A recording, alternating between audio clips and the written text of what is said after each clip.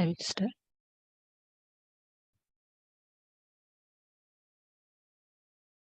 Hello, everyone. Good morning, good afternoon, good evening to all of you. I'm Sister Niluka Pereira, Coordinator of Catholic Care for Children International, and I am delighted to welcome each one of you to today's webinar on Care Beyond Institutionalization, Part 1. As you are aware, Catholic Care for Children International, or we say CCCI, is the most recent initiative of the UISG that aims to support religious, especially women religious, to read the signs of the times and provide the best care possible for children. CCCI invites religious to be part of the Catholic Care for Children movement, which strongly believes that the best place for a child to grow up, regardless of a background or circumstances, is the family. Our existence begins in our families, and it was the intent of God that we are nurtured within the care and protection of our families. UN guidelines on alternative care reminds us that poverty should never be the sole cause for justification for the removal of a child from parental care, but rather it should be a signal to provide support for the families.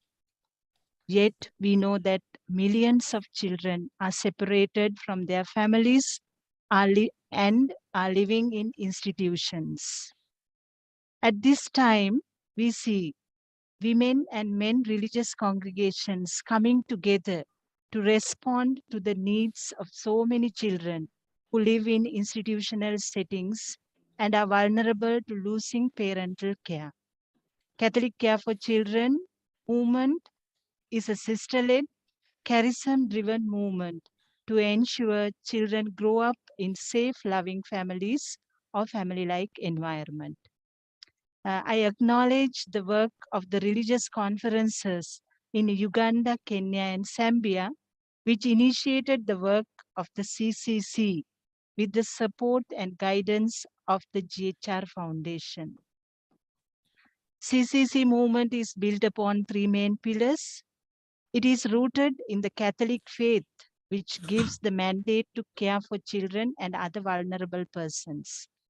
CCC is informed by social sciences, which prove the importance of a nurturing family for the holistic and healthy development of a child. CCC is aligned with the UN Convention on the Rights of the Child and the UN guidelines for the alternative care of children. And in today's webinar, we will hear from our guest speakers on why we need to change from providing institutional care for children to family and community-based care. A warm welcome to you, Sister Bibiana Gundu, Sister Jean Queen, and Miss Sohani Fernando. We are privileged to have you with us today. We will begin the program by centering our hearts in prayer. Let's remind ourselves that we are always in God's presence. God created us out of love and for love. We are called to bring life and light to the world. Speaking to the national directors of the Pontifical Mission Societies, Pope Francis reminded them and us that things must always be renewed. Renew the heart, renew the works, renew the organizations, because otherwise we would all end up in a museum. What does such renewal mean? What will renewal do for our ministries that work with and for the children who need care and protection. God is calling us to find new ways of being and doing in this time of history. God assures us, do not be afraid. Claudia.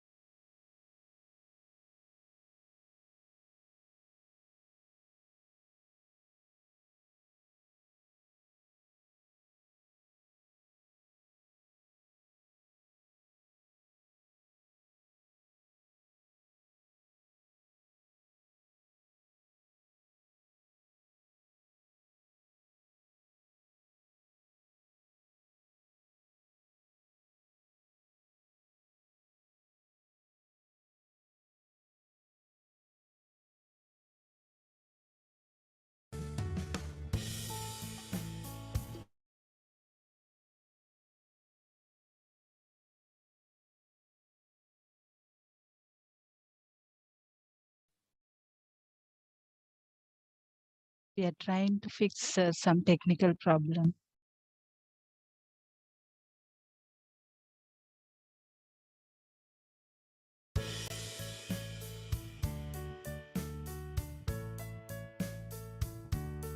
Some volume. Stop. Afraid I will always be with you.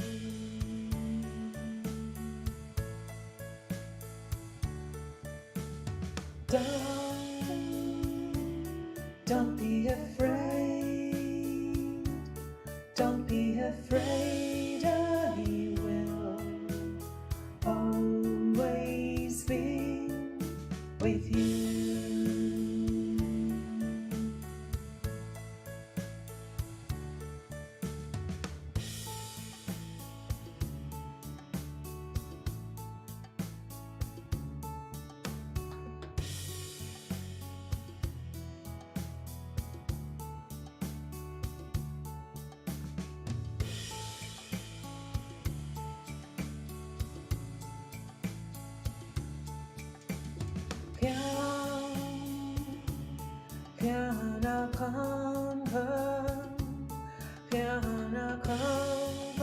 Je suis toujours avec toi.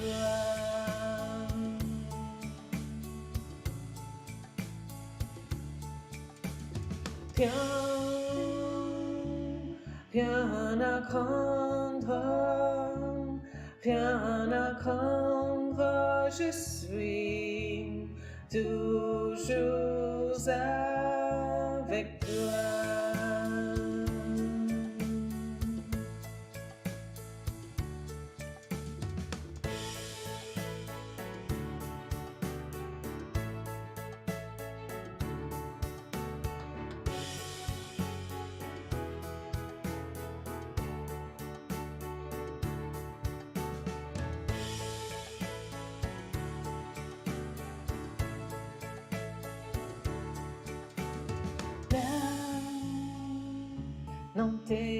temas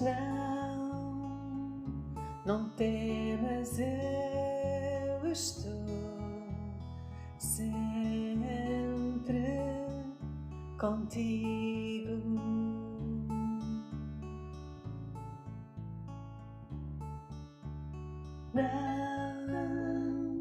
Não temas,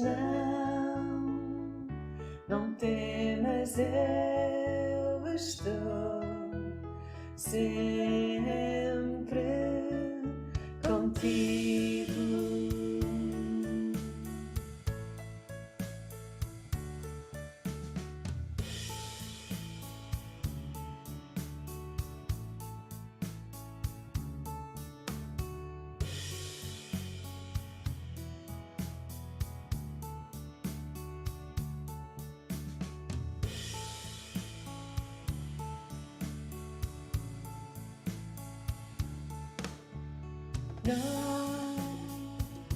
No temas,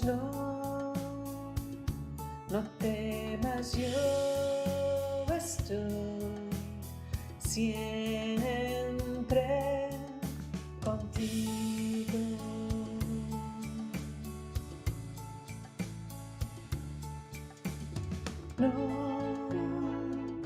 No temas, no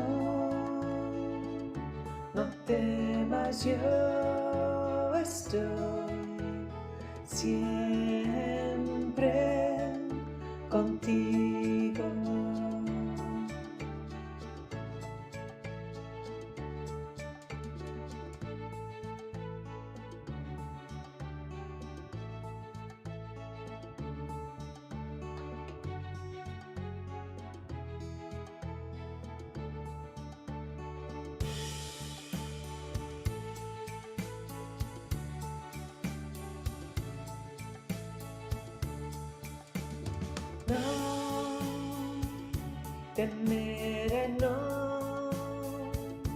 Temeré, io sono sempre con te.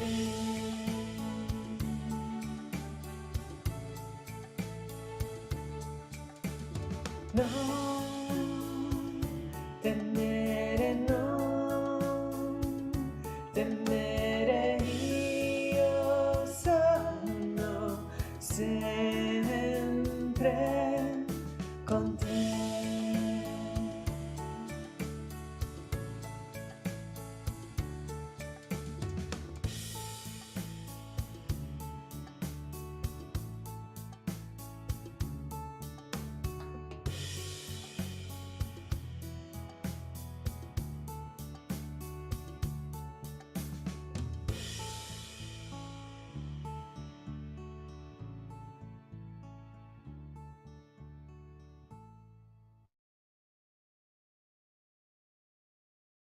Sister Patricia Murray, the moderator of today's program, is the Executive Secretary of the UISG. I now invite Sister Pat to take the floor. Sister Pat, over to you, Sister. Thank you very much, Sister Naluka, and thank you for that beautiful prayer in so many different languages. And welcome to each of you participating today, in which it is a very important event as we begin a journey and look at this important theme, care beyond institutions. Yesterday, we had on Thursday, I think, going back last week, we had an important launch of an event to do with Talitha Kum, our anti-trafficking initiative. And as I was reflecting on that day, I began to realize that the whole movement within UISG in facing the challenge of trafficking of human beings began in 1998, and it began with a single conversation when a missionary sister of Our Lady of Africa, Sister Leah Ackerman, spoke here in Rome about the challenge of human trafficking and what was facing the world. And in a sense, that's the same. This is the same pathway that we're setting out on when we look at care beyond institutionalization and look at the whole question of children and orphanages and the care that has been provided by the Catholic Church for many decades and even indeed for many centuries. Because we're looking at this in the context of today and what we should be doing and what we ought to be doing in terms of taking up the whole question of care. Care is the most beautiful concept. It's something about nurturing. It's something about fullness of life. It's something about the flowering of each human person to the fullness of his or her ability. And I suppose we've all had to acknowledge that with the best will in the world and the actions that we took in past times in terms of our care of children, particularly those in poverty and those without parents, was to think first of all of institutionalization and giving them safety, protection, and care in that context. But we know ourselves that that care is now being critiqued and examined in many parts of the world. In my own country, Ireland, in Australia, in the UK, and Canada, and elsewhere, we've had to face the challenges of the systems of the past. And so I always say today to us as religious that what we do today will be judged by the standards of 30 or 40 years hence. So we have to be people who are leading the change, who are reading the signs of the times and seeing what are the best models for care that can be offered today and looking towards the future. So I'm going to just offer a very few slides from somebody who really influences me greatly. And I'm going to share my screen and just look at a number of slides offered by John Paul Lederach. John Paul Lederach is a theologian. He's a Mennonite who has worked in the whole area of peace building. And you know, peace has to do with the shalom, the fullness of life. And he talks about change in organizations. And he offers a lot of concepts, but I'm going to present you with 4 concepts that I think can help us on our journey. The first concept he talks about is moral imagination. Now that's not moral in the sense of right or wrong, but it's moral in the sense of having a vision, having an imaginative vision. And he describes this as the capacity to recognize turning points and possibilities. The capacity to imagine something new, constructive processes, constructing something new, to give birth to what does not yet exist, and to cultivate the art of leadership so that this will happen.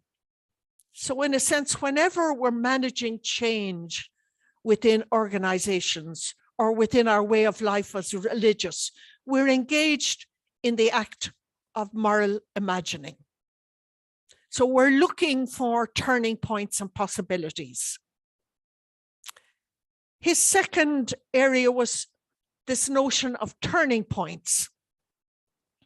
And turning points are certain moments in life that point people in a new direction. And I think we've learned from the sisters in Uganda and Kenya and Zambia that sisters can be leaders of a change, pointing us in a new direction in terms of institutional care, and moving from institutional care beyond that to something else. So this is the new direction we're moving towards. John Paul Lederach refers to turning points as moments that are pregnant with new life, that often seem to come from what seems like barren ground. So it seems very difficult to change. But he would say in the midst of that barren ground, there are moments for new life. And then he talks about web watching. And that's really what you and I, as religious, would call looking at the signs of the times, looking at the webs that are happening in today's world. What he says, understand the social geography, looking at the ways that we can link with each other, connect with each other, build a web, build a platform, and be smart and flexible. Sometimes in religious life, we create things which are very good, but we continue in that way of working way beyond the time we should have changed. So we need to build in flexibility into our way of life and into our way of ministry. And then he talks about yeast. Yeast, he said, is the small group of the right people in the right place at the right time. And they create a pull in an organization. They work for change. They talk to others. They invite others to the change. And in UISG, we're developing yeast groups. If you like, you're a yeast group here today. You're people considering this change for the good of children and the good of families. So they're just my few words of introduction, going back to John Paul Lederach and thinking of what he's saying to us. He's saying, build moral imagination.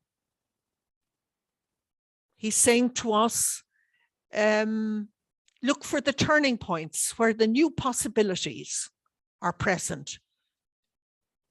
Watch webs, build connections, work together. And finally, be yeast groups so that change can happen in society. So as we begin today's most interesting webinar, I invite you to look at within that framework and to listen to the voices of those who will challenge us, lead us forward, and point to a new way. Thank you very much indeed.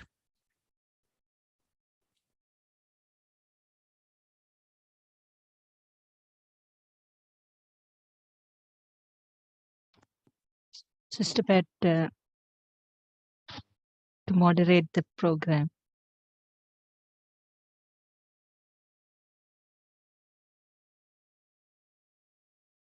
You are unmute. I'm inviting Sister Naluka to introduce the presenters to you. And at the end of each presentation, I will ask you to reflect a little on what you've heard and then to see what's stirring in your hearts and to write down your questions and your inspirations, and you'll get an opportunity to share these. Thank you very much indeed. And so over to you, Sister Naluka. Okay, the first speaker of today's webinar is Sister Bibiana Gundu. Sister Bibiana Gundu is a member of the Institute of the Little Sisters of St. Francis. She is a senior lecturer and former head of the Department of Religious Studies, Faculty of Arts and Social Science in the Catholic University of Eastern Africa, and the current University Coordinator of Academic Linkages. Her area of specialization is African traditional culture and religion. Nevertheless, she teaches a variety of courses, including sociology of religion, ecumenism, research method, social teaching of the church, and child care practices. Apart from these areas of teaching, she is strongly inclined towards research. Currently, she is a member of the Research Management Committee for SERA, Africa, an upcoming data center housed at the Catholic University of Eastern Africa. She is also passionate about presenting conference papers as a way of sharing knowledge. Recently, she presented a paper on holistic transformation in religious life during the convene of the Association of the Consecrated Women in Central and Eastern Africa. Sister Bibiana is going to talk to us today the biblical perspective on the care of children and the vulnerable, the Catholic social teaching on the same, and on the importance of the family for child well-being and development. Over to you, Sister Bibiana. Thank you very much, Sister Niluka. So, good morning, good afternoon to everyone. So, I want to say thank you very much for the opportunity to share with you a few points on childcare and practices this afternoon. It is a pleasure to do this, and I believe we are going to reflect together, and as we continue to listen, Sister Maria has given us very wonderful reflection as a startup, and so I am going to present on the care for children and the vulnerable from a biblical and Catholic social teaching perspectives. And so as a way of introduction, I want to say that children, wherever they are the most vulnerable group of people in society. They are regarded vulnerable because they are defenseless. They depend on other people. Naturally, their intellectual capacity is low. They are limited in knowledge and even in understanding of things. And therefore, they depend on you, they depend on me, they depend on the people who take care of them. And therefore, the care of children and vulnerable members of society is the challenge of everyone in the globe, is the challenge of humanity. It is our duty. It is a responsibility as a church and as a larger society. Sister Bibiana, can you put on your slides so that we can see them? We're just seeing the first slide. You are not seeing them yet? We're seeing just the first one. If you can put on your slideshow. Yeah. Hey, I thought you were seeing.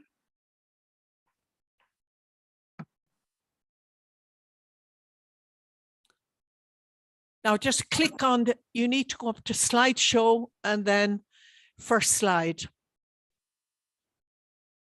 Let me see where the slideshow is.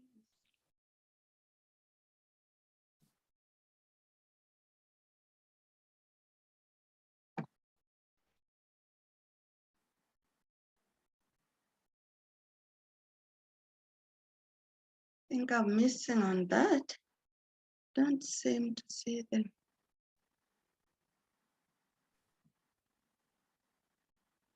That's it. There you are.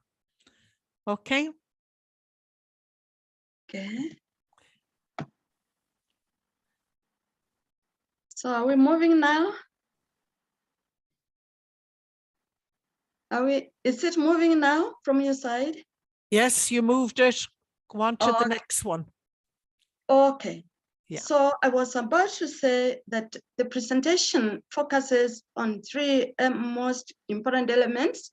The first one is the Bible, then the social teaching of the church, and the family is the best home for these children. And so when we look at the Bible places children at the top of its stories. The Bible places children at its heart. At the point of creation, we see God blessing Adam and Eve, and he charges them to be fruitful and increase in numbers. By so doing, in Genesis 1:28, God is simply saying to this couple, I entrust you with children because they are very important to me. They are very important to society and for the growth of humanity. And so children are a heritage from the Lord. They are offspring. They are a reward. In Psalms 127, 3-5, we see that. And so we realize that it is an honor and responsibility for anyone to be entrusted with a child. Any couple without a child, they feel miserable, and especially in Africa. For a woman that is married and they have no child, it is a misery. And in fact, the society does not look at them with respect. They are looked upon with scorn. And like they remain girls, even if they are married, the way they are looked at is not the best because children are very, very important. And so to have a child is a duty and a responsibility even before God. Now, what does the book of Proverbs tell us about children? That it is important to train our children in the way they should go. And Proverbs 22, verse 6 states, train up a child in the way he should go. Even when he is old, he will not depart from it. So as we begin to bring up our children in the best way, in the best values, as they grow, when they are still young, they will grow old, having that same spirit. And so to train children is really to lead them to holistic knowledge for their intellectual growth, for their moral uprightness, for their spiritual well-being, and for all that makes a human person acceptable in society. And so integral growth of the child is for the good of the society. In Hebrews 12, verse 7, the writer here is calling on parents and saying, if you really love your children, then put them into discipline. Discipline them. Teach them good manners. Teach them the right way to live. Teach them the right speech. Teach them the right way to act. Discipline them. And then let us just have it a point here that to discipline a child is really not to treat them harshly, is not to keep beating them, is not to keep slapping them. Some parents think that is the way to go, but that is really not the way. To discipline a child is to lead them in the best way possible. Some parents will think that disciplining a child means taking the rod and hitting them up. Other parents will think that to discipline a child, especially when the child has gone wrong, is to burn their hands, to burn their fingers, so that the child can feel the pinch, can feel the pain. That's not the way. Some parents subject their children to hard work. They give them the hoe and say, you must dig, you must do this in order to pay for your mistake. Other parents will even throw their children into the bush, into the river, simply in the name of disciplining them. That may not be the best way. Now, the Bible sounds a strict warning to fathers, of course, to parents, not to provoke their children to anger, but to bring them up in the discipline that is acceptable before God, the discipline that is acceptable in society. In this case, it is not only the father. We are talking about the mother. We are talking about the siblings, the brothers, the sisters, all those around the child that is growing, the teacher in the school, the catechist that is introducing this child to the faith, the social worker, the sisters as we deal with the children in our homes and in the centers, wherever these children are found. The discipline has to be that which leads the child to the Lord. And so as we proceed, we want to say that as part of training to become useful members of society, children need to be corrected when they go wrong. Some parents kind of tend to think that this child of mine is too tender, so I should not be mentioning that you have done this, correcting them. But the Bible in Proverbs 10:17 says, whoever heeds the discipline shows the way to life, but whoever ignores correction leads others astray. And so as parents, if parents don't correct their children, they are leading them astray. Even those who are dealing with the children in the centers, in their homes, children need to be corrected and shown the right way to move. And so whoever spares the rod hates their children. It sounds a little bit harsh here, but that is the reality. Of course, Proverbs is simply emphasizing the need to correct children and to lead them to the right direction. And that is what someone like Tobit did to the son. And so as part of training to become useful members of society, children need to be led into the way a human being can be led. We need to listen to the children. They have their own way. They have their own thinking. They have their own things that they prefer to do. But of course, as grown-ups, we need to put them into the right perspective, but in the right manner. And so listening to children is something that helps them to grow positively.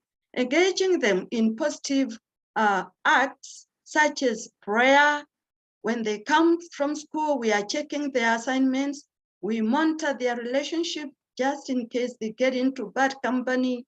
We provide them with their essential needs. That is part of the care. That is part of the training of a child. And so let me put it this way, that when children are well disciplined, they become an asset to society. They become an asset to the church. They become an asset to the family. But children that are not well disciplined, they grow in a dishonest way. They steal from people. They get involved in crime-related acts, such as burning schools. For instance, here in Kenya, in the last 1 month, we have witnessed a lot of burning of schools by school-going children. And you wonder what the rationale is. It's just because these children have not been brought up in the right way, perhaps. Now, looking at the New Testament, we find Jesus at the center of the care of children. He is portrayed in the Bible as a lover of children. We witness him in Matthew 19:13-14, parents bringing children to him to bless, and the apostles and the disciples, the people around him, are a bit uncomfortable with that. But Jesus says, no, let the children come to me. Do not hinder them, do not send them away. They belong to me. And perhaps this is a moment for us to reflect and ask ourselves, as we deal with the children wherever we handle them, in our centers, in our homes, those in the families, what is our attitude towards them? What do we feel like? You see the police walking towards the orphanage, bringing a new child. What do you feel? Do you feel like this is another burden being added to us? Or quite often, in most of our cities, we meet beggars children begging by the roadsides, even poor people begging. What is our attitude towards them? And so Jesus is challenging us. Jesus is here very happy with children and very happily receiving them as they surround him. And it's like, this is where I belong. Now, following the example of Jesus, we do not need to be biological parents of any child to love them, to take care of them, to protect them, and to do the best for them.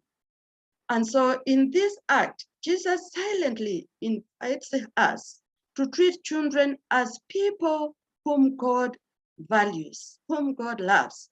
And so they have a dignity to be preserved. They need our protection. They need our care. They need our love. And they need us to respect them. Looking at this student here, this student, along with others, visited an orphanage recently from our university. And I was so amazed. I mean, I loved to see this, that he is grabbing this child after hearing that the child was abandoned and thrown by the roadway and was picked and brought to the orphanage. And so he is bonding with this child with lots of compassion and love. And others did the same. And so we find that children really need our love, they need our compassion, they need our protection. Again, other than children, the Bible calls for a change of attitude towards the poor, the marginalized, the disadvantaged members of society, such as the widows, the homeless, the physically challenged, the blind, the deaf, and all those people that we meet from time to time. In Proverbs 14:31, if you mistreat the poor, you insult the Creator, and therefore treating them well is a way of honoring God, is a way of joining God in the care of these vulnerable people. And of course, Exodus 22 is saying, do not take advantage of a widow or an orphan. Exodus 23, do not deny justice to the poor people. And so really the Bible is very clear about the care of children. And so as a whole, we are invited to see that everyone has a value, regardless of their age, regardless of their race, the color, the stature, appearance, whether crippled or impaired in any way. We are challenged to see God in these young ones that he has placed in our hands or under our care. Sister Bibiana, you have 2 more minutes to finish, and I will stop you because there are 2 other speakers. So if you like to quickly just highlight the elements in the Catholic social teaching, that'll be very helpful. Sure. Thank you very much, Sister Moray. And so the Catholic social teaching is actually, it specifies the care for children on the first principle there, life and dignity. And so all the church doctrines speak of the human dignity, the sacredness of life, and the need to take care of everyone around us. And that picture there emphasizes the same. The church doctrines emphasize that everyone, even children, have their rights, they have responsibilities. And so they need to be encouraged to share those abilities, to grow their talents. And so the church is very clear on that. And so what are we saying as we come towards the end of this presentation? That the family is very important for a child. It is the real home, because in the family is where there's a real love, there is happiness, there is joy. The family is the center of God's plan for the happiness and progress of his children. And so in the family, what do we find? In the family, children are happy. They find protection. In the family, children are they are engaged with their family members. For instance, looking at Jesus, he was very happy in his own family with his father and mother. They took care of him, they protected him, and that is what an ideal family could be. Looking at the daughter of Pharaoh who took care of Moses. And so belonging to a family improves the best of a child, improves the mental health, lowers the risk of behavioral problems, boosts self-confidence and esteem, helps children to grow physically and in the best way. And it also helps the families to be happy. And so this is just a photo on happiness of a family. And so all of us are called to strengthen the family because the family is very important. We support the families where these children come from. We prepare them psychologically. We prepare them, if possible, materially, so that as we are thinking of taking those children back to the community, back to their families, they can find a home where they can be experiencing love and peace. And so just to say that what happens in the family affects the entire society, hence the need for us all to support the family and to strengthen all the values that are based in the family. In conclusion, the care of children and the rest of the vulnerable population is everyone's task. Care does not only mean material support, but a holistic move aimed at turning around the child's life.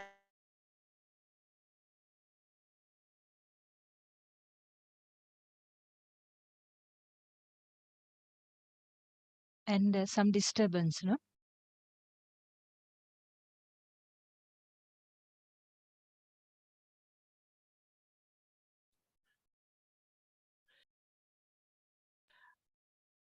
I'm going to can you hear me, Sister Niluka? Yes, sister. Yeah. Obviously, there's some problem with Sister Bibiana's connection. I'm just going to thank her for a wonderful overview, giving us a sense of the child in the family, of the challenges faced by children today. I loved her framing as the family as the real home, and the challenge that we have to strengthen the family so that the dignity and the care of the child is given full expression. I'm sorry that Sister Bibiana has left us. There was obviously some problem with the connection, but I think we've been very blessed in getting her overview. And I'll hand you on. We'll make her PowerPoint available because she has given a very good biblical and Catholic social teaching perspective that gives us a lot to reflect on. So thank you very much to her. And I'll ask Sister Niluka to introduce our second speaker. Thank you, Sister Pat. Our second speaker is Miss Sohani Fernando. Sohani Fernando is a licensed clinical social worker on child protection, child welfare, policy, counseling, and psychosocial education.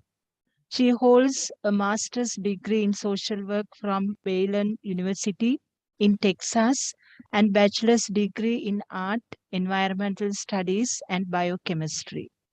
She is a mental health consultant and counseling supervisor for children and families in Sri Lanka and the USA.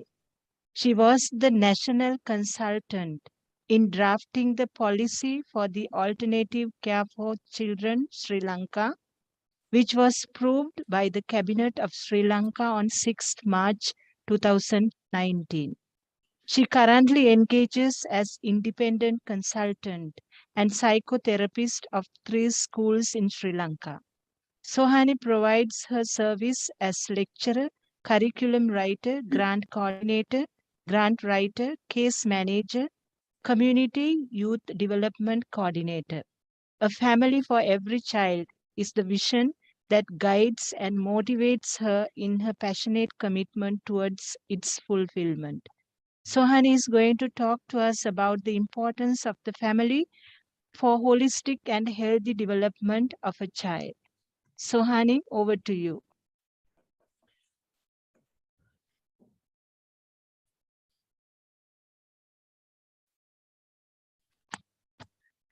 Sohani.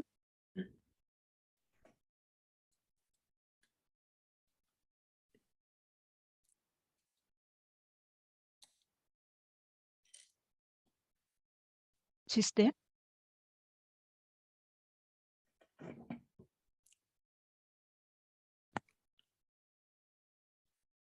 Sohani, platform is for you now.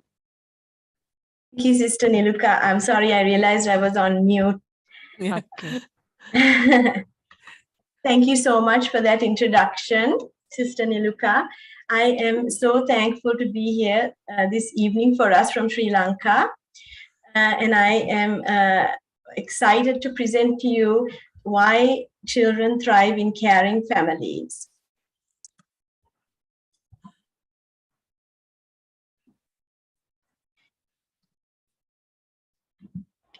My slides. Human development begins at conception. From that moment, an embryo starts the developmental process in an intricately complex manner. And after a baby's birth, each milestone is marked by exquisitely unique features, requiring undivided attention and nurturing until adulthood.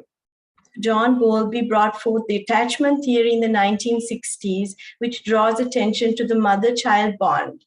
He defines attachment as a set of internal behaviors that would cause the infant to become closely related to his or her main caregiver, who is usually the mother. He said, and I quote, "Young children who, for whatever reason, are deprived of that continuous care and attention of a mother or a substitute mother are not only temporarily disturbed by such deprivation, but may in some cases suffer long-term effects which persist." So a child's development is directly impacted by that quality, the quality of the parent-child bond, marking the trajectory of a child's life. Rearing a child takes considerable devotion, and we all know that. The individualized care and the nurturing environment of a family is essential for a child to develop holistically. Children thrive best within nurturing families, regardless of whether or not that family is biological. And there's countless studies over decades of research done to attest to this fact. Let's pause and take a look at this slide really closely. What you will see are many ways in which parent-child attachments are formed and developed throughout childhood. When are children emotionally secure? When they receive individualized care and support throughout the moments of their lives. Family time is an expression of love, of care, of engagement, of fun, of encouragement, of motivation, of helpfulness, support, where parents nurture their children by paying close attention to their individual needs. This is, of course, demonstrated by the holding of a hand, by the extension of help, by mimicking, by playing, by embracing, by encouraging, by physical touch, by social emotional connections, by active listening, by responding, and by spending quality time. These somewhat simple things actually make a significant impact.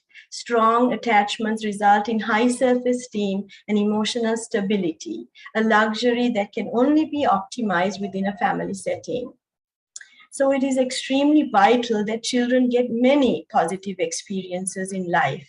Children express themselves not just verbally, but also non-verbally.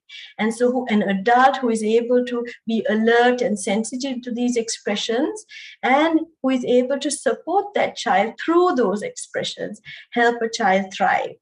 That strong bond and safe environment helps a child feel secure. And this environment actually helps a child to learn, be creative, problem solve, and develop for life. There was a study, a British National Birth Cohort study that was launched in 1946. And this is actually the longest running study on human development, where data of over 14,000 babies were collected. They were followed throughout their lives, and this study actually continues to date, done by the Medical Research Council. And one of their key findings was parents are the most significant influence for a child's cognitive development, educational outcomes, as well as occupational outcomes. And early experiences sets the course of his or her life. And additionally, those who speak to their children often, listen attentively, and are nurturing see better performance and higher achievements in life. The connection between a caring adult and a child is so significant that any deprivation of such a connection can have negative consequences. In the 1940s, Dr. Renee Spitz did extensive research on children in orphanages with high death rates. He studied two groups of young children, one in an orphanage and the other in a prison nursery setting. So in the prison nursery setting, the mothers got to be with their children. And the children living in the orphanages lived in sterile, isolated conditions because doctors at that time believed that isolating sick children in incubators would actually help them thrive. However, Dr. Spitz was able to show that the opposite was true, that those in orphanages showed developmental delays such as delayed walking and talking. Emotional deprivation due to the isolation caused actually 3 to 4 deaths per child, per 10 babies, while there were no deaths in the prison environment. So Dr. Spitz believed that the reason for this was that the babies were deprived of maternal love, maternal care, and maternal stimulation. Research conducted through decades have established also that children who are institutionalized have far more detriments than we could ever imagine. Most institutions, as we all know, are large. They are overcrowded and lack a family-like environment. We all know that there are some really great institutions, right? And even the Catholic churches have provided such great care in these homes. However, it's the large volume of children and the environment that is not conducive to that kind of nurturing that really, I'm trying to focus on that, not to say that institutional care isn't providing care, it's just to say the alternative, which is a family environment, helps a child thrive. So when children are institutionalized, that close bond to a caring adult is lost. And so no matter how well that environment is, it does not provide that nurturing condition. So a research study done in the 1990s in Romania involving 50 children from the community and 95 children in institutions. The study revealed the following, that the 50 community children had fully developed attachments, while only 3 out of 95 children had formed attachments in the children that were taken from the institutions. Additional research studies have shown that children who are institutionalized suffer from developmental delays, stunted growth, attachment deficits, neglect, dysfunctional behaviors, mental illness, low self-esteem, high stress, loneliness, and deficits in socialization and emotional connection, and failure to thrive. So what is the term failure to thrive? It was actually brought up in 1915 by Dr. Henry Dwight Chapin, who associated poverty and institutional care of infants and young children with the failure of growth and development. Historically, failure to thrive was predominantly associated with failure to gain weight due to either nutritional deprivation or maternal deprivation, or a combination of both. A child's experiences in the earliest years of life influence the functional properties of the brain. Billions of neuronal connections multiply through repeated use. So the more we use these connections, the more they get stronger. And what does not get used either fades away or gets miswired. Therefore, those experiences in early childhood and into childhood are extremely important. It determines if a child will have a strong or weak foundation. Experiences shape the process for all future learning, behavior, health, and overall development. It is very important that children get as many positive experiences as possible. There's another systematic review conducted in 2020 by Dr. Philip Goldman and a group of experts, and they brought to attention the associations between institutional care and delays in growth, cognition, brain development, and competence in attention. These reviews established that the more children spent within the confines of an institute, the more the negative outcomes were. In institutions, children are isolated from their relatives and do not get to participate in various community activities. So therefore, it was revealed that when children were removed from institutions and placed in family-based care, such as foster care, the recovery was evident in major developmental areas. The Bucharest Early Intervention Project was a randomized control trial conducted between 2000 and 2005 of foster care as an alternative to institutional care of young children.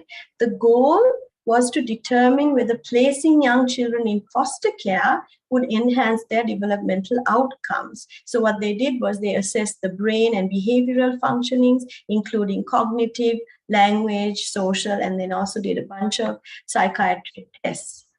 So Dr. Charles Nelson and his research team tracked 136 children since 1999 between the ages of 6 and 31 months at 6 institutions in Bucharest, Romania. The researchers revealed that those who stayed in institutions had less brain activity and connections, had less white and gray matter in the brain, lower IQs, and decreased executive functioning. The study also confirmed that children who were placed with foster families had better outcomes than those who were institutionalized. I quote Dr. Nelson, "Chronic exposure to stress without a buffering relationship can lead to long-term changes in the brain. The results confirm that the negative effects on mental health as a result of early institutionalization. So for every 2 to 6 months that a child spent in a Romanian institution, there was a 1-month delay in normal development. Exposure to such conditions more than 6 months had long-term effects in intelligence. Additionally, children were found to have elevated cortisol levels due to their level of stress. And we all know that when cortisol rises, it affects every part of our bodies, including these children. Dr. Nelson's research revealed that institutionalized children were 11 times more likely to show a lack of empathy and guilt than the children placed in foster care.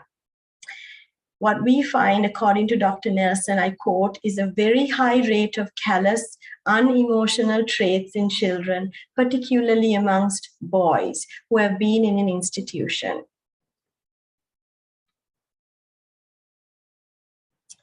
In conclusion, a child is given to his or her biological family as a precious gift from above. This gift of life has specific needs requiring an attentive response by a dedicated caregiver who is able to respond to the obvious and the subtle needs of the children with that same kind of alertness and passion. It's this kind of attentive response and social emotional connection that helps a child thrive. The nurturing family is able to provide that close human touch, the attentiveness, and the quick response needed for a child to feel confident, encouraged, loved, and developed. It is not just basic needs such as food, clothing, or shelter that children need, but a hand to hold, someone to encourage, to teach, to guide, to correct, to cheer, to mentor, and to depend on to grow in a holistic manner. A child's psychosocial needs must be met. It would be naive to believe that an institution with a large number of children would offer that level of care and psychosocial support simply because it's not practically possible. one person cannot effectively care for more than a few children at a time. But reality is that in many institutions across the globe, few hands care for multiple little ones, adding strain to the caregiver as well as hindering holistic development. There simply isn't sufficient manpower to cater to the millions of individual needs of those who are institutionalized. A family, on the other hand, has the potential to do so. Resilience within families has been extensively studied by social scientists. Although various families have their own set of struggles, they are able to be resilient. They are able to use resources and overcome challenges through relational mutual support. As such, there is no denying that children thrive in families, whether biological or not. The social sciences have strongly pointed that out, that a safe and nurturing family environment positively impacts a child's life forever. Thank you. Thank you very much, Sohani Fernando. Thank you for a very comprehensive overview from the social sciences. I loved your treatment of attachment and how children thrive in that kind of environment, in the context of a nurturing family. And you pointed out, in a sense, the detriments of institutionalization, even with the best will in the world. Because, as you said, only one person can only care for so many children. And your research from Romanian orphanages gave us some very practical and very clear examples of the failure to thrive, particularly at the level of brain development and emotional development. So I loved your final words around the resilience of a family, even when challenged. And also, I think the fact that children were less likely to feel empathy or guilt was an interesting perspective. So we all hope to give our children an environment where they can grow confidently, feel loved and encouraged, and their development is holistic. So thank you very much for that overview. You know, it's wonderful. We had the first perspective from Africa, second perspective from Sri Lanka. So maybe we'd like to take just a moment or two to reflect before Sister Naluka introduces our third and final speaker. So that you've listened to two speakers now. What questions is it raising for you? What questions would you like to ask them? What reactions do you feel inside yourself as you listen?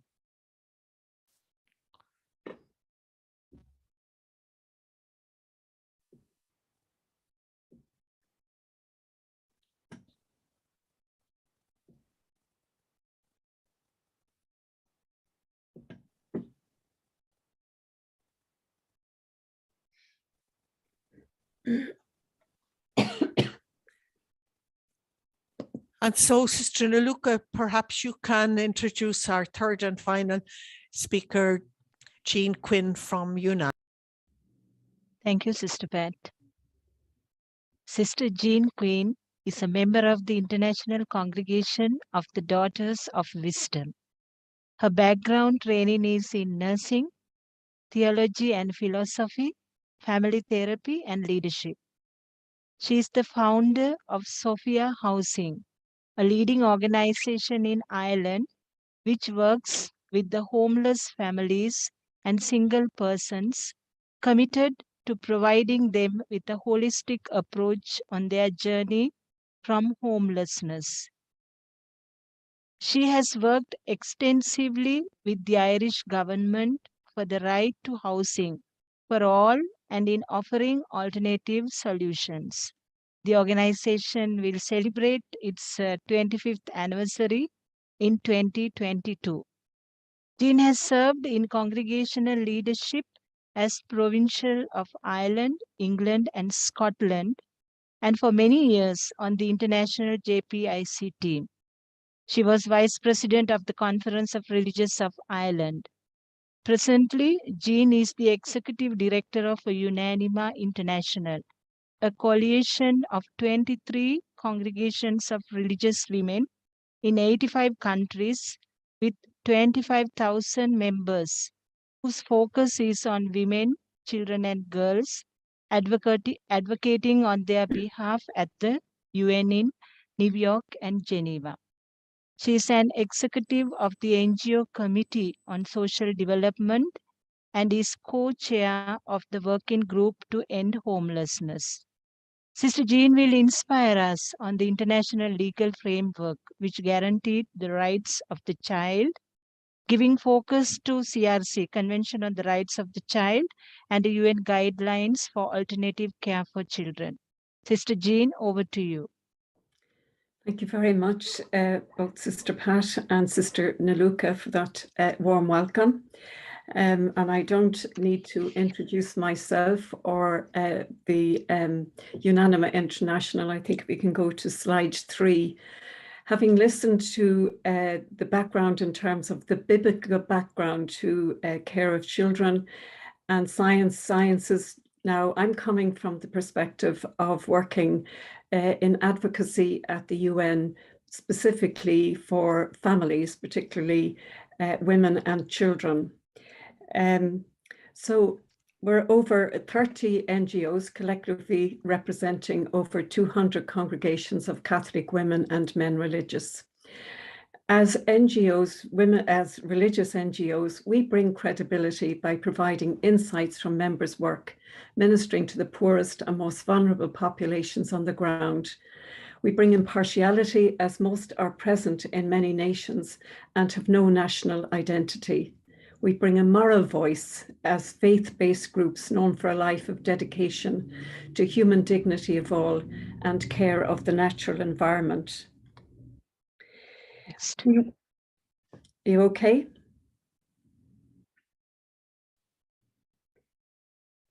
Religious institutes recognize that working with other like-minded groups at the United Nations offers us an opportunity to be effective advocates for more just global structures and a shared universal solidarity. While we have much in common, and all of us believe that working for justice is constitutive of the gospel, each religious community brings its own original gift and specific reading of the work of our work to the UN. So it's like we each have our own unique charism, but bringing that charism together makes a difference in terms of solidarity. I like to think of the next slide as we get in the way at the UN. So we get in the way of member states and governments because occupying spaces of power on behalf of those who can't be present in order to infuse the conversation with the perspectives, experiences, and needs that would otherwise be absent. We speak on the floor of the United Nations, or we submit written statements and recommendations. We make interventions. We look for meetings with government representatives at the UN, and we participate in our own country's political systems by voting on things or lobbying on their behalf. There's physically protesting or demonstrating, though it's not my best skill, I have to say, but that's the way it is. There's also a way of getting out of the way, and getting out of the way is also to hear the voices of people with a lived experience, like women, like families, like children. I love this particular slide because it maps our presence at the UN, and it helps us with what we're talking about today as we move forward. So I'll do this at the beginning and at the end, because as Sister Pat said at the beginning, we have to begin to have a clear focus on what we're doing. So we need to choose that. We need to monitor and gather information. That's really important. To mobilize, raise awareness with others, so to make a connection, to do direct advocacy, both at grassroots, at national and international level. And when we get to the international bit, we say we have a boomerang, because now we have advocacy, because we've done all those steps along the line. And that's really important. And so I can move on.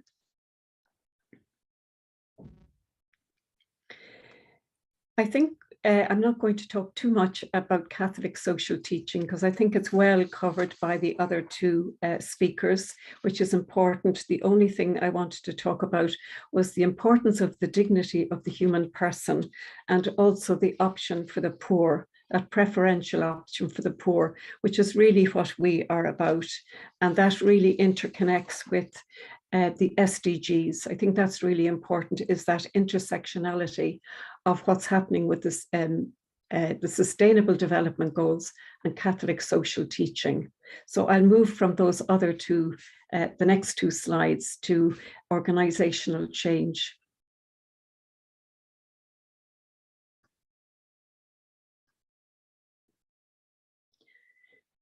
So as organizations, religious institutes evolve and grow, and change is inevitable. As religious, we must determine at this point in our lives what to hold on to and what to replace. Change compels us to think in new and exciting ways. Creative thinking benefits our institutes with the development of many innovations and ideas that can be utilized to keep our organizations, institutes, beneficial and fruitful to those we are serving. And in this case, care reform for children beyond institutionalization.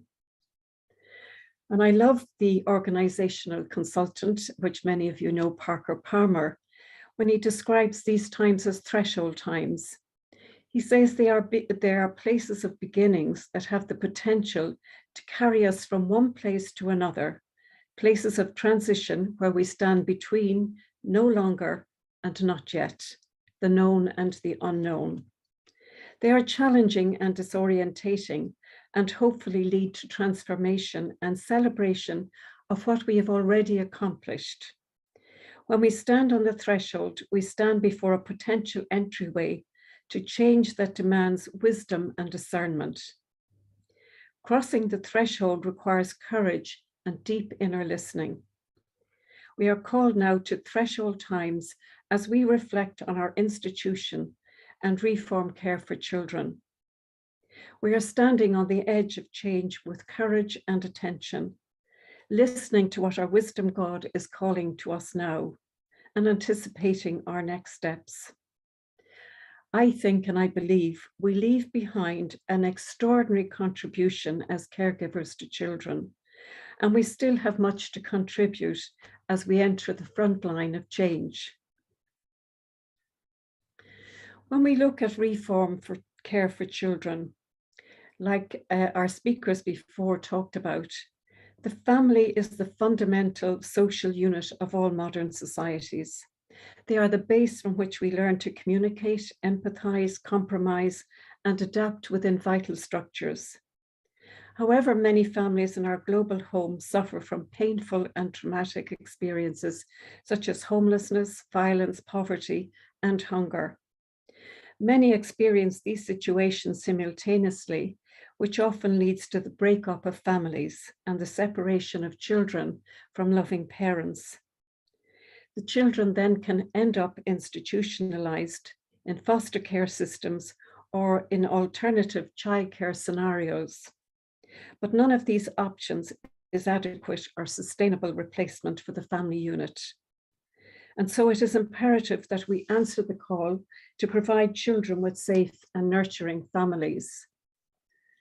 And let's look at reform care for children when we look at the numbers of children in alternative care. And of course, that varies. It's like any data that's given, it can change by the year. But in a 2017 study, it said that 2.7 million were in institutionalized care. But later, there's an estimate of 5.4.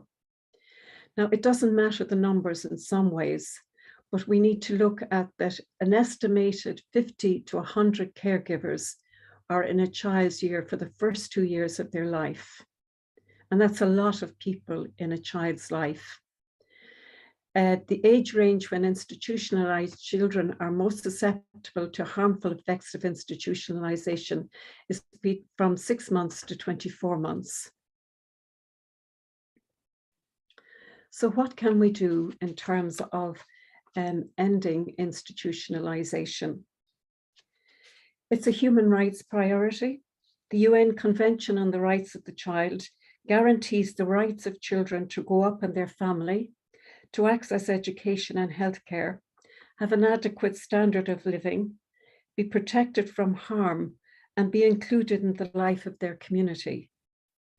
History was made in 2019 when 193 member states of the United Nations recognized the harm that institutions cause children and called for institutions to be progressively eliminated. Now, I have all the documents in my script, which you will eventually get, and you can take time to look through them yourself. But these frameworks are really important. We all know about the 2030 Agenda for Sustainable Development.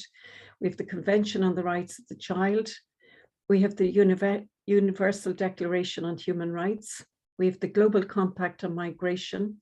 We have CEDAW, which is the elimination of all forms of discrimination against women, the Declaration on the Rights of Indigenous People, and we have the UN Refugee Agency. And they are all really, really important. And I think I'm going to talk about the first one, the Sustainable Development Goals and the Agenda. They cannot be achieved without the realization of children's rights. They are universal in scope, and their call to leave no one behind puts the world's most vulnerable, including children, at the top of the agenda.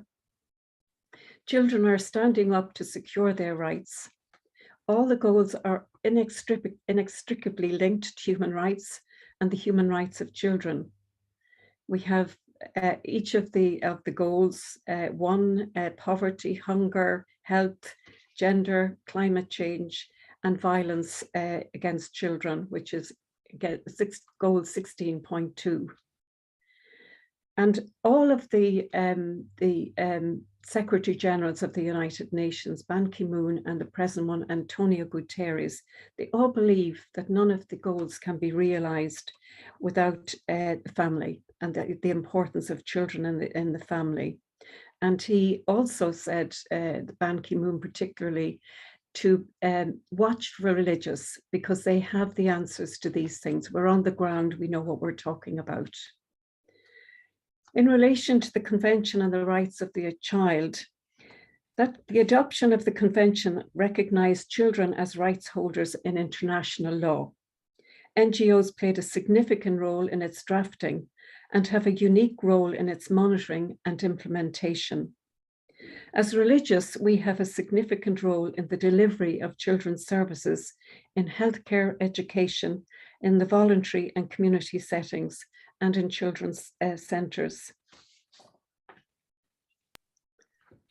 You have 2 more minutes, Jean, to finish. Yeah.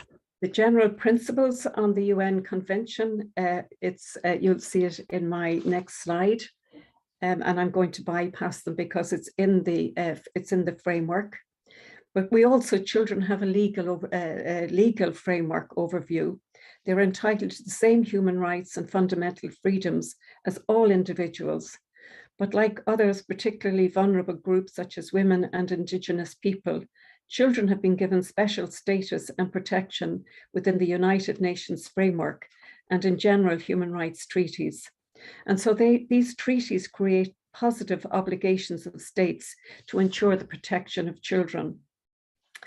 I want to pop to the ones, what are children saying? Because that's really important. They ask to be heard, to be able to talk your heart out. They say, we must be heard and considered experts of life and care. Please don't overlook us in processes that involve us. We are the ones who live through the decisions by adults who may have academic knowledge or service provision, knowledge of what we live every day. And I just proposed a strategy as we move forward, because you have to begin with consultations, partnerships, advocacy, monitoring, program guidance, to transitioning, influencing policymakers, motivating policymakers, periodic reflections, and bold actions.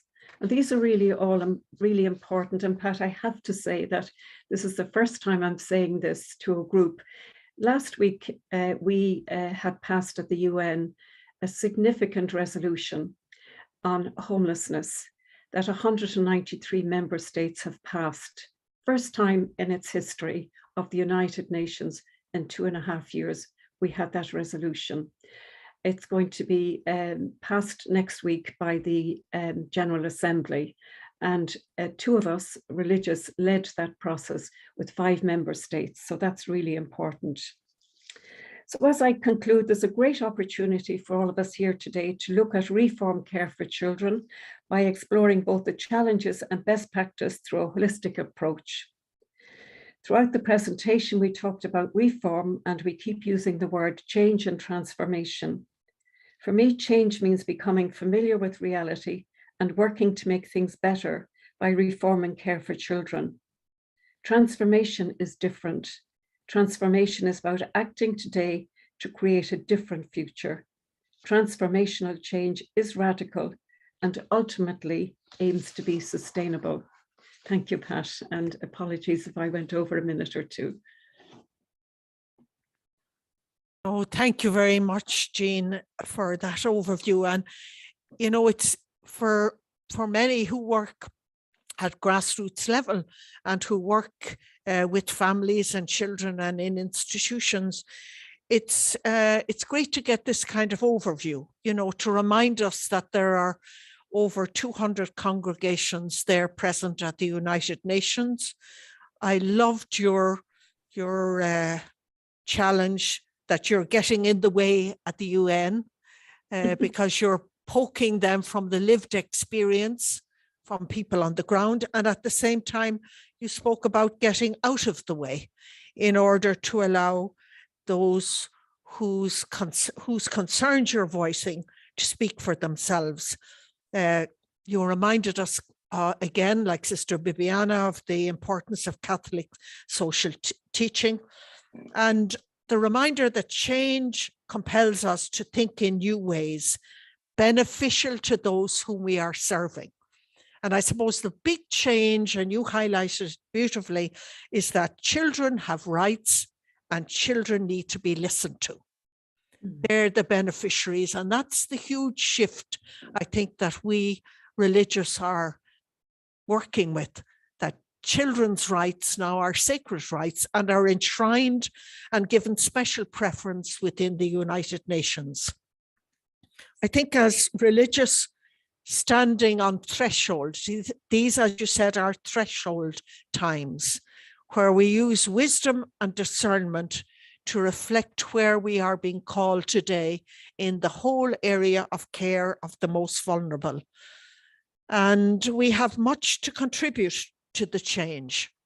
I was particularly struck by the number of children who are institutionalized, anything between 2.7 and 5.4 million. That's a huge number, particularly when we say that the children have a right to a family, preferably their own family.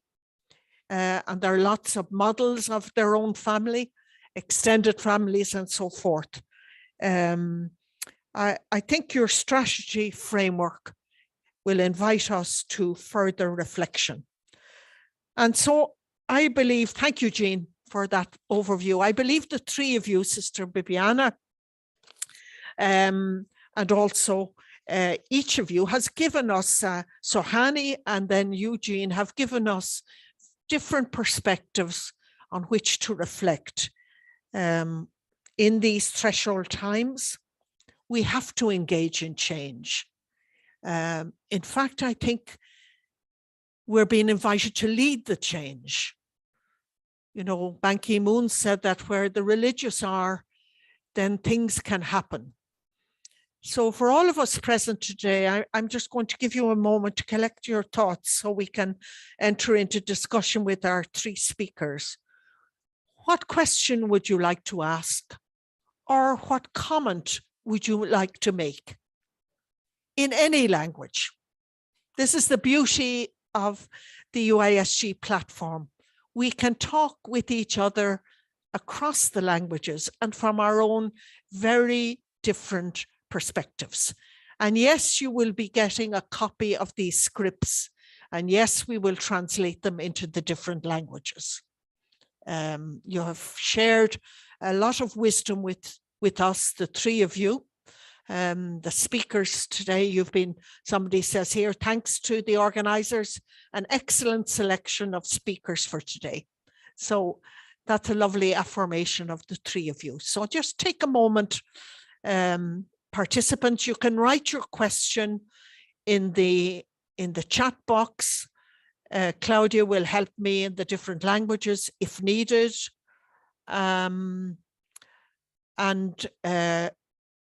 Just raise your hand and we'll try and see you. But with over 100 participants, it's hard to see the hands. So better if you write your question or your comment in the chat box.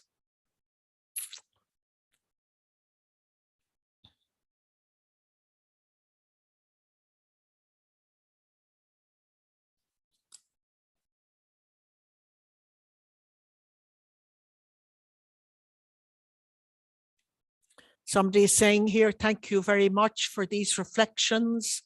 They're very interesting and they allow us to continue our reflection. Again, other words of congratulations. Thank you. I have a question that I really want to begin by asking Sister Jean. You're engaged in advocacy at the United Nations level. What do we do on the ground in terms of advocating for children, particularly to see that governments who have signed up to the convention, the 2019 convention, that they ratify it in their own countries? Thank you, Pat. It's a great question. I actually think that is the important place to start. And I think that we as religious who work at the grassroots need to be in partnerships and in collaboration with others who are working in the same area.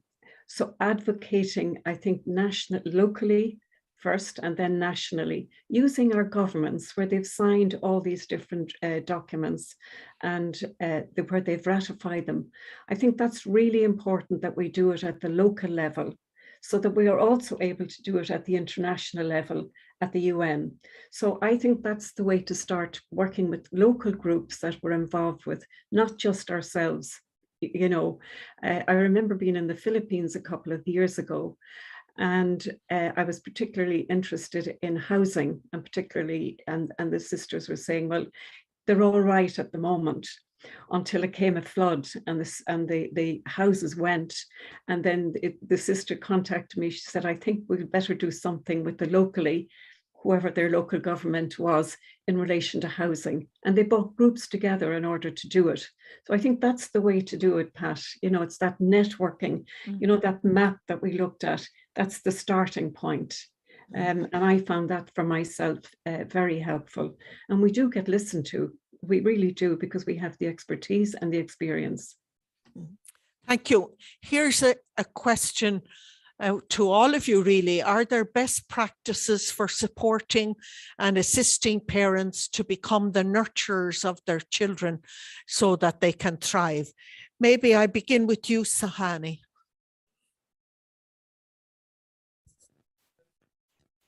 Yes, I believe there's a lot of best practices out there based on different fields of expertise, actually. There are parenting courses, there are specific life skills support and just overall holistic support available for parents. There's teen support available in different countries where best practices on how to support families of teenagers who are raising children. There are, courses out there for parents raising children with special needs. If they need training and equipping, there's a lot of training out there. I can't think of any names in particular, but there is lots and lots of material, and I can actually gather some together and send it to Sister Niluka and maybe share it with this group as well. But most definitely there are best practices and family strengthening programs. I think that is so important. We have a lot of families that want to raise their children, that want to nurture, but are really, really lacking the support that they need. And as a result, they have had to leave children in institutions. So definitely. Yeah. There's just one other question was, what makes boys vulnerable in institutions, though they are confident and easily find their way? So what's the particular challenge for young men? Is it for me? Or Yes, I think it's for you, Sani. Yeah. Mm. So we know that there are a lot of boys lacking a father role, a role model actually to invest in their lives. And the social sciences, the research says that boys in particular need that kind of support and mentoring and just grounding. And so when they lack that kind of support, there's dysfunctional behaviors and all of that stemming from that. So young boys are in particularly vulnerable in children's homes due to multiple reasons. There's drugs and there's trafficking and all kinds of in particular, there are drug peddlers looking out for young boys to sell it to, and I feel like the challenges there's a whole load of challenges with that, but I feel like lack of mentoring, of directing them, of investing in them to be the men that they were created to be. Some of them. Thank you, Suhani. The connection is not so great. There's interference there. Pat, could I make a comment there? Yeah, sure. That's okay. Because I think it's really important question, but not necessarily just for the boys, obviously, or young men, it's in general. That when we just worked on this new resolution that's just been passed at the UN last week, one of the things that I insisted on was a support element, because it's all right saying, get the children back to the families and, don't break up families, don't have institutionalization, but then they have to provide the support and the care. And I think that's one of the things that we need to start working on, is that we look for that support for the children, for families, because we won't get any change unless that happens. So I think that's really important. Yeah, thank you. And that gives entrance to another question here in Italian. Since 2006, there aren't orphanages in Italy anymore, but it would be important to have foster homes. So how to raise awareness about this need? So who would like to answer that question? I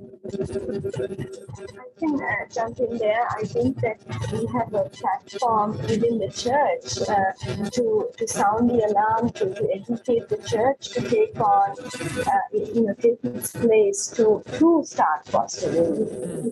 We can get to our congregations and empower the congregation. Foster care could look like it has many dimensions. It doesn't necessarily have to be one person keeping children in their family. They could be supporting that foster family. They could be weekends, they could be evening shifts, they could provide holistic support within the church. So I think the church is a great platform to raise awareness in two ways. And in Sri Lanka, there was a campaign where every church, there was a campaign to raise 3 families per church to start fostering children. So I believe the church is a good like that. for. Thank you very much. Sister Alice, would you like to ask your question? I see your hand raised. Unmute yourself. Thank you, Sister Pash, and thank you for all the presenters. I had put my question on the reaction chat. My point is definitely, as Sister Jean Queen mentioned, that institutionalization is not the best option. However, as we saw from her presentation, the number of children in institutions is growing from year to year. From 2017 up to around this time, it is growing and not going back.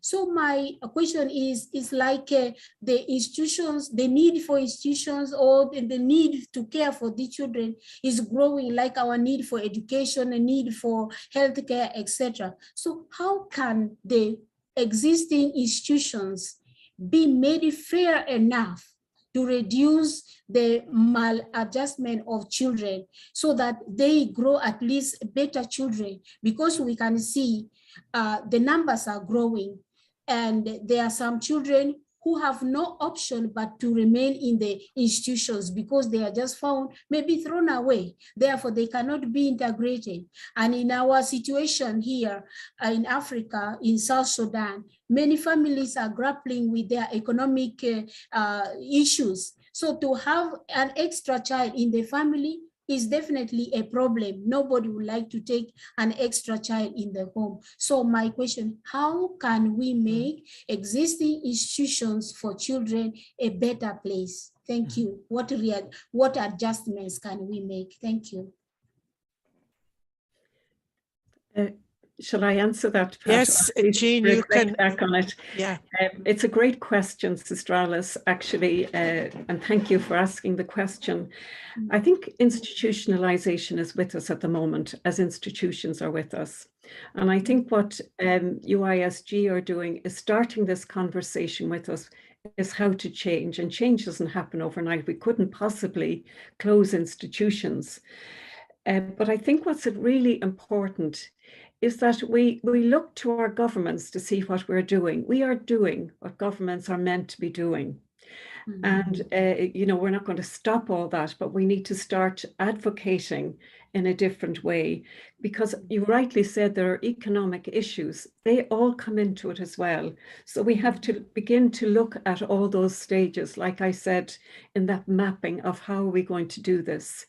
So it's not going to stop, because there are, as you said, in Africa, one of the African countries, South Sudan, where there are major issues.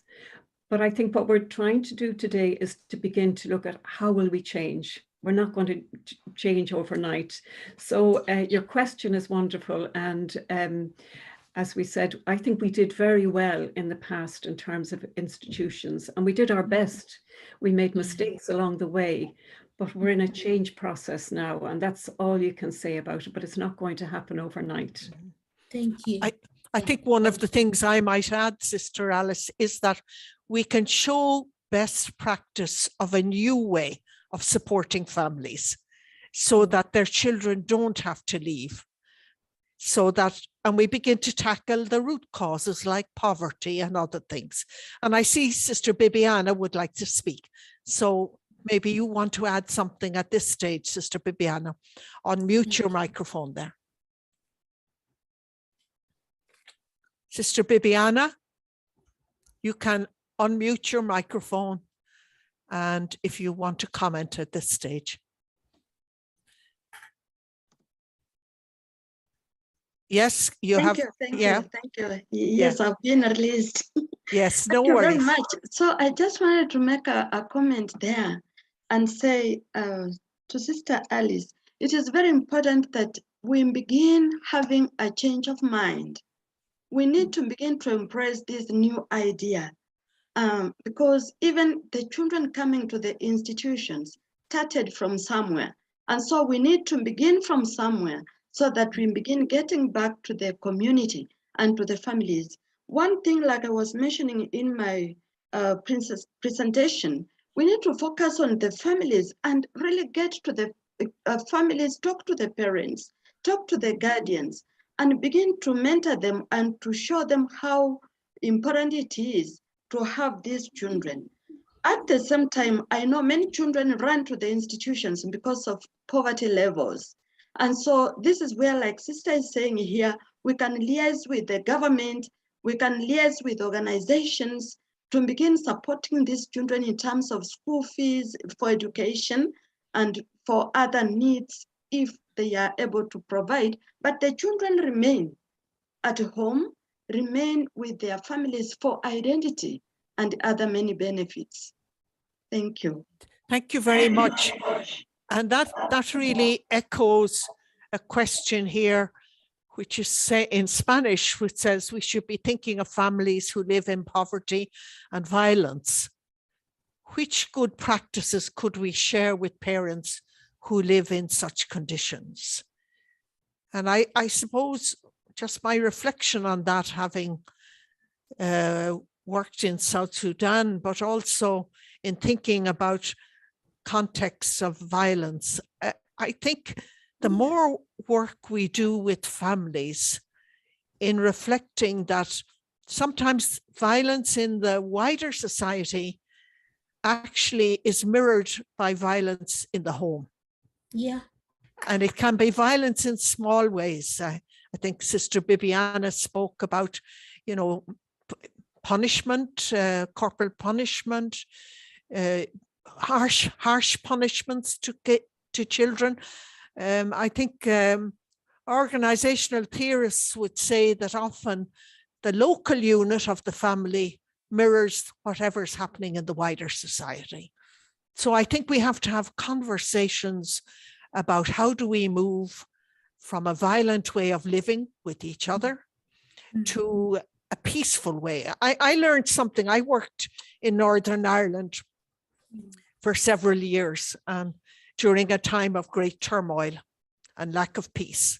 I learned 3 words for peace. There was the Pax Romana, which means the absence of violence. But the Greeks used the word Irene, which means breaking down barriers. And then the Hebrew had the beautiful word Shalom, which is fullness of life. So for me, there are always 3 stages in peace building at every level. First of all, no violence. Second of all, work to break down the barriers of understanding.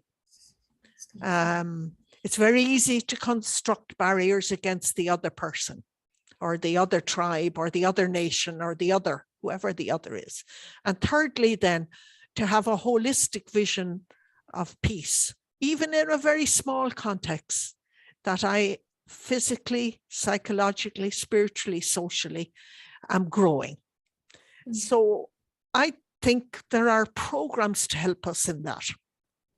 I think we have to do a lot of community-based education in constructing a new society. Yeah. We can't just write about it. We actually have to get people talking and reflecting and working together.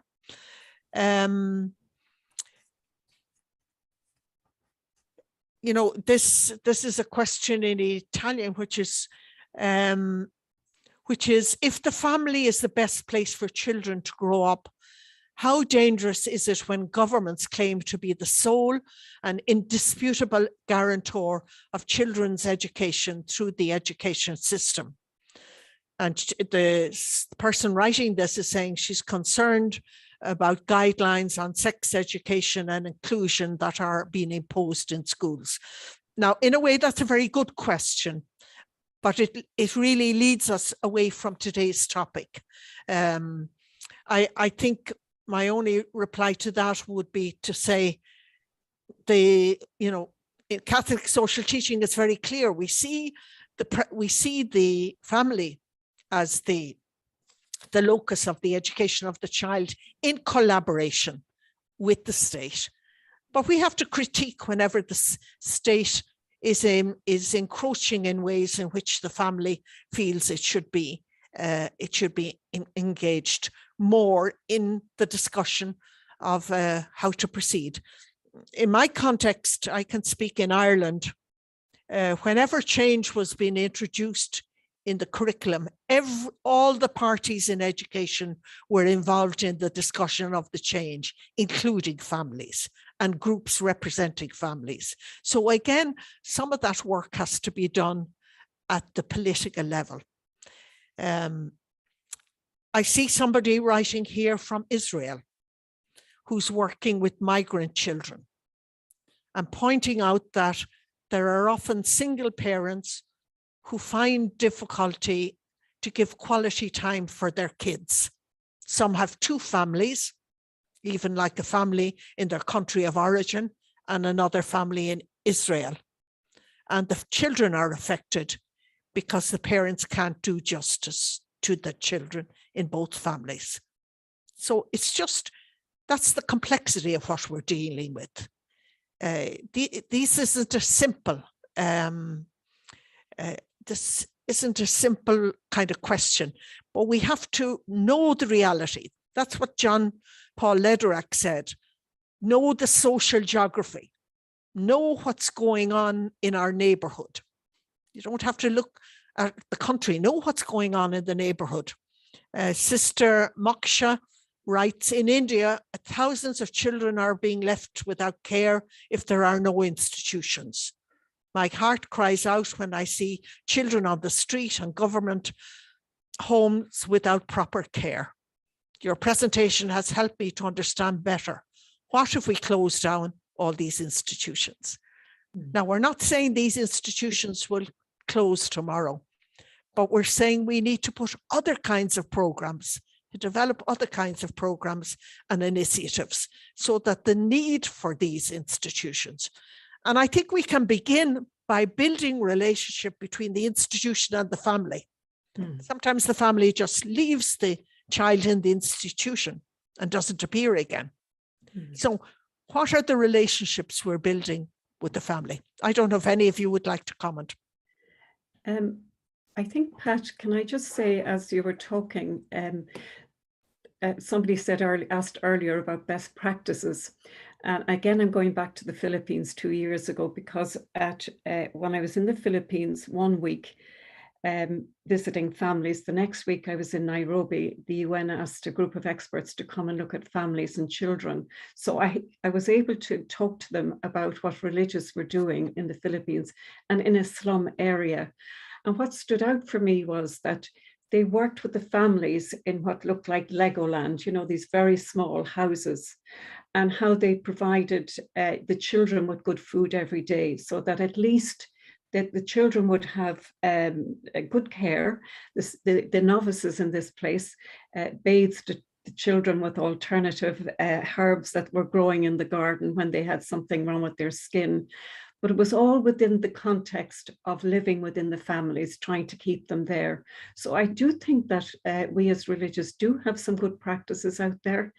We may not have best practices, but we have good practices that we can lean on as well as beginning to look at the institutions. And I think that's what I found this conversation very helpful for my own work. So I thank you very much for having this, Pat. Yeah. Sister Nancy Wanjiro from Kenya, you have a very good question that I think we need to hear your voice. If you can unmute yourself, Sister Nancy.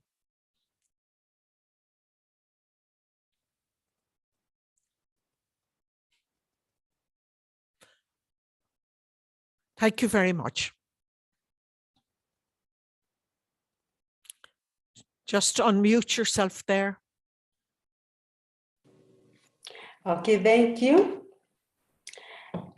I have a concern because mostly in Africa, the children's institutions, they're like a means of source of funds, writing proposals and a project for helping children mostly to be funded. And this has been a bit of difficulty to be able to challenge the institutions, whereby they are seen it's an easy way to get the funds. And so it's what are the strategies which we can strengthen the families, empower them, that they are able to provide the basic needs to their children, even if they are not their biological children, maybe the orphaned, that extended family is able to provide the basic needs so that the children, they will not be taken to the institutions. Thank you. Thank you. That's a very good question, because you're asking it at two levels. By having children in institutions, they're sometimes a source of income for us. And secondly, when the children go home, there's a financial challenge at home. So there's two economical pieces to that question, which I think is a very honest question that we have to face. So there may be somebody here present who has experience to share in that regard. It needn't just be our presenters. As we wait for that person, Sister Murray, Yes. can I also chip in and say that perhaps these guardians, the parents back in the family, would need to be helped, to be empowered to begin small businesses where they can, begin to support the families, even if it is selling vegetables, just small entrepreneurship. So that, and then the centers or the sisters, when they write the proposals, can help to give little money to these families to begin a business. Other than just buying food, it is eaten today and it is over, so that they don't keep looking at the center. And the children also could be engaged in a way back home so that they are not just sent to the streets. I see a very emerging practice here in Kenya. When some of these children close school, they are running into the roadsides, into the streets to beg from everyone that is driving. Yeah, so if these children are also given something to do at home, they will be engaged and they will become productive. Thank you.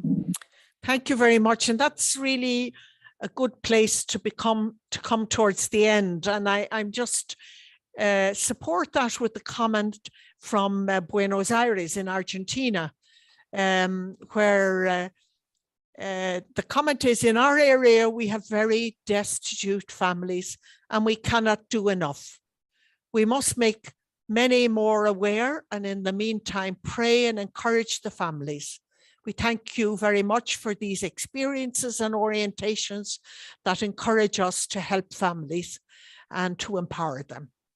Because one of the things we can all do together is advocate for this change, persuade funders to give support to the deinstitutionalization process, both to give funds to the religious communities who are engaged in this, and also funds to support the families.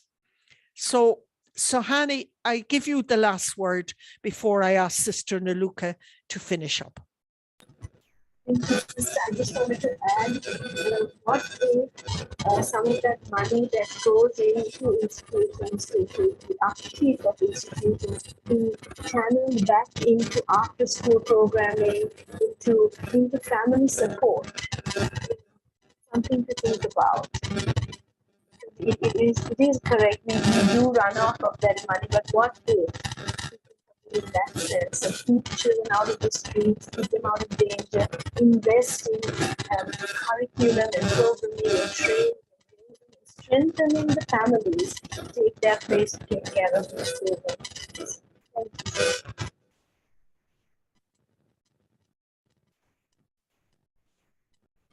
you. It's been my pleasure to moderate. Thank you to our speakers. We see the challenge of this enormous area, but we're beginning a journey, and we will be inviting you to participate in future webinars where together we try to see what small steps we can take. And so I'm thanking each of you, Sister Bibiana, Sohani, Fernando, and Sister Jean Quinn for for your wonderful presentations, which were practical and inspirational, which gives us much to reflect on. And so I hand you over to Sister Naluka with some final words, and she'll tell you about the upcoming webinar. Thank you very much indeed. Thank you, Sister Pat, for your excellent facilitation. And I think we had a very good discussion. And now we have come almost to the end of part 1 of our program today.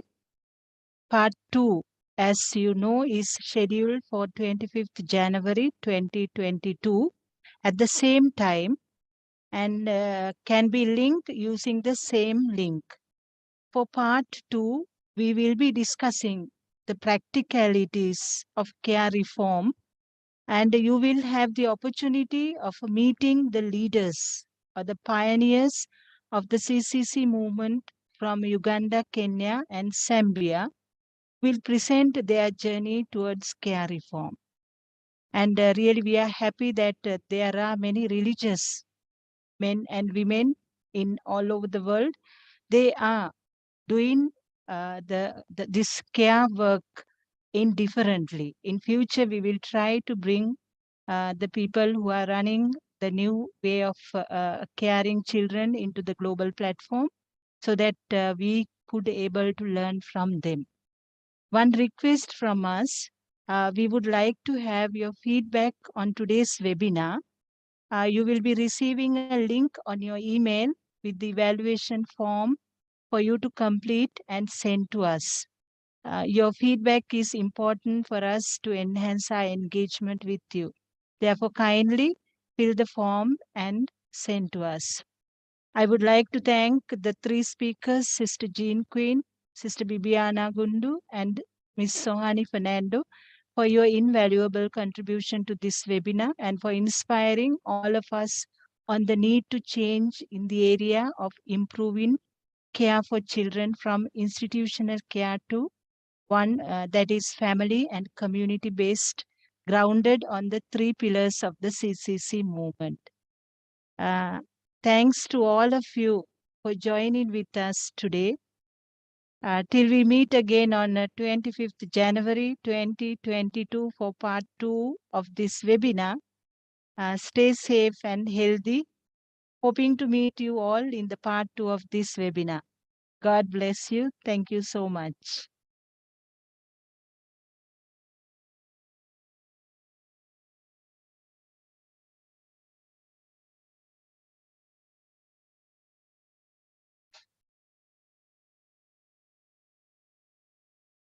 You can make it so that people